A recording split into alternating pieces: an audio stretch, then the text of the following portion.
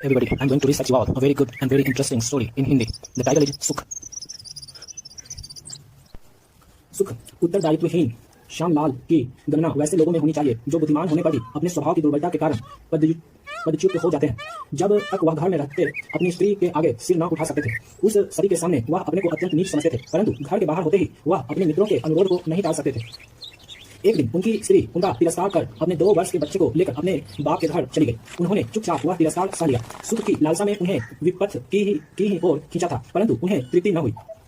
वह मखमली बिस्तरे पर लेटे थे। लेटे लेटे उनके सम्मुख अतीत के सभी दृश्य फिर गए। वह विचार करने लगे, कितना सुख उठाया, मोटर फिटन पर घूम चुका, तरह तरह के थिएटर देख चुका, तरह तरह की सुंदरियों का छवि पान कर चुका, पर सुख फिर भी क्यों नहीं मिलता? मेरा मन चिंतित क्यों रहता है? वह अलमारी में रखी हुई शराब की खाली बोतलों और अतर की छूछी शीशियों और इतर की छूछी शीशियों की तरफ देखते और कभी कमरे की सजावट को सतृष्णा नेत्रों से देखते रह जाते, किंतु यह सब आज उन्हें दूसरे ही रूप में दिखाई पड़ते मानो सब कह रहे थे, मेरी तरह तुम्हारे सुख के दिन भी खाली हो रहे हैं।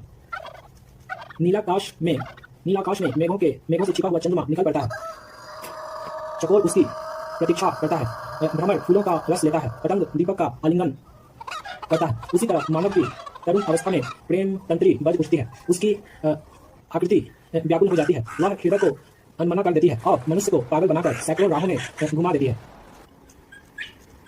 प्रेम तंत्री की झंकृति में एक नशा है। इस नशे के आवेग में मनुष्य सौंदर्य और विलास का इच्छुक बन जाता है, पर जब यह नशा समुद्र की लहरों की तरह पीछे की तरफ हट जाता है, तब उसके वास्तविक रूप का ज्ञान होता है।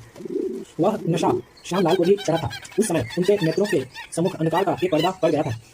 वह सब कुछ भूल गए, खुद अपने को भी भूल गए, किंतु अब अभिनय समाप्त होने वाला था। आखिरी पर्दा गिरने में थोड़ी ही देर थी। देखते देखते कई मास बीत गए। श्यामलाल को उनका घर अब काटने दौड़ता था। दिन भर एकांत में बैठे बैठे कुछ सोचा करते। उनकी तबीयत उदास रहा करती। अब उनसे कोई बात करने वाला भी न था। उनकी सब जायदाद बिक चुकी थी, केवल कोठी रह गई थी, जिस पर भी कर्जदारों के करे तकाजे सुनने पड़ते थे। नौकर चाकर चले गए, रह गया बेचारा एक बुधवा। चिंता और स्मृतियों ने श्यामलाल के हृदय में अपना घर बना लिया। उन्होंने अपना घर बार छोड़कर निर्जन वन प्रांत की राह ली। प्रभात का समय था। सूर्य आकाश में ऊपर उठ रहे थे। सूर्य की किरणें गंगा की इठलाती हुई लहरों का आलिंगन कर रही थी। कभी कभी शीतल मलय पवन का एक झोंका शरीर को स्पर्श करता हुआ चला जाता था। दूर पहाड़ों की एक कतार दिखलाई देती थी। वह उसी स्थान पर खड़े हुए प्रकृति की अपूर्व शोभा देख रहे थे। उन्होंने अपने अंतःपटल पर पूर्व काल की स्मृति का एक रेखा चित्र देखा। वह दुखी हो गए। अपने दुख के भीतर उनकी अंतरात्मा किसी के प्रेम को छिपाए हुए थी, परंतु वह नहीं जानती थी कि किसे प्यार करती है और अब भी कौन उसका सच्चा प्रणय पात्र है। कभी कभी वह पत्थरों और चट्टानों को संबोधन करके पूछती, तुम कौन हो? एक नीरव संकेत में उत्तर मिलता, हम लोग उसी श्रेणी के जीव हैं जिस श्रेणी के तुम। उस समय आकाश के सैकड़ों तारे, चंद्रमा और सूर्य भी चुपचाप मानो किसी उत्तर का समर्थन कर रहे थे। मेघों की झड़ी, गंगा की सुखता, पृथ्वी की धूल, वृक्षों की पत्तियों की कलध्वनि और मन की विचार मालाएं साफ साफ कहती थी कि जो तुम चाहते हो हम लोग वह नहीं है। जाओ दूसरी जगह अपनी चाह की वस्तु खोजो। तरह तरह के सुंदर दृश्य देखने, चिंता और विचार करने में एक मास बीत गया, पर सुख का पता न चला। उन्होंने सोचा था, जंगलों में भ्रमण करूंगा, तरह तरह के दृश्य देखूंगा और प्राकृतिक सौंदर्य की उपासना में अपना सारा जीवन व्यतीत करूंगा, पर एक ही मास में वह चारों तरफ से उब गए। एक निराश प्रेमी को जिस प्रकार संसार सुंदर लगता है, उसी प्रकार उनको भी संसार से घृणा हो गई। संसार ने जब उन्हें ठोकर लगाई, तब ईश्वर में उनकी भक्ति उत्पन्न हुई। उनके विचारों की समाधि लग गई। कुछ देर बाद उन्होंने फिर देखा, पास ही एक स्वामी जी गंगा तट पर बैठे माला फेरते हुए बार बार उनकी तरफ देख रहे हैं। स्वामी जी के नेत्रों से उनके प्रति सहानुभूति प्रकट हो रही थी। थोड़ी देर बाद स्वामी जी ने कहा, किस चिंता में पड़े हो बच्चा? कुछ नहीं महाराज, मैं संसार रूपी नाटक गृह से अभिनय के उपयुक्त पात्र न होने के कारण निकाल दिया गया हूँ। स्वामी जी, एक दिन तो सभी निकाले जाते हैं, किंतु जो समय रहते स्वयं निकल जाए वह सम्मानपूर्वक निकलता है। भगवान की शरण में जाओ, वहीं शांति मिलेगी। श्यामलाल उसी की आशा है। देखूं अपनी शरण में लेते हैं या नहीं, मुझे तो संदेह है। स्वामी बोलते हैं, संसार के वातावरण में संदेह ही है, उसकी छाया से हटो, शांति निश्चय मिलेगी। श्यामलाल, तब महात्मा जी आप ही दया कीजिए। स्वामी, तुम स्वयं इसके लिए प्रस्तुत हो जाओ।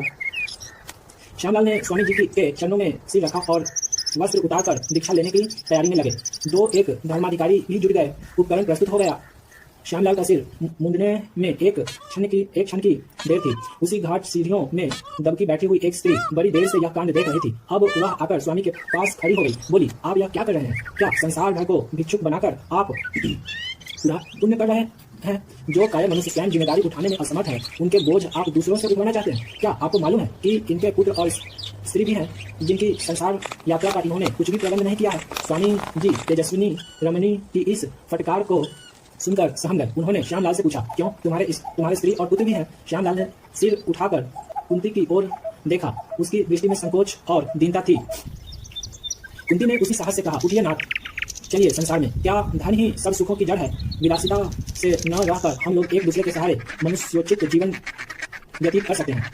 तुम सुख की खोज खूब कर चुके, अब तुम्हें मेरे साथ दुख की भी खोज करनी होगी। देखो तो इसमें भी कुछ सुख मिलता है। यह कहकर उसने श्यामलाल का हाथ पकड़ा और कोठी की ओर ले चली।